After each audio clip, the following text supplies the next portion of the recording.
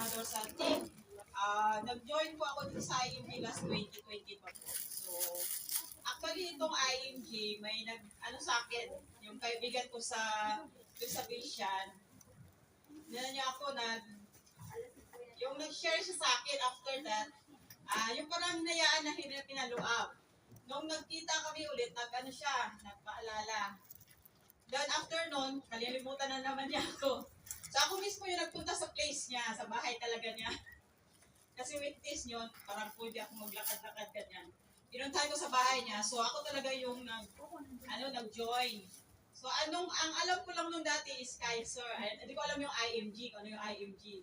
So once nag-offer siya sa akin about IMG, in-explain niya sa akin, kahit happy ako kasi wala na kaming time. Kasi paano lang, yung saglit lang ako punta doon sa kanila. Tapos, in-explain sa IMG. So at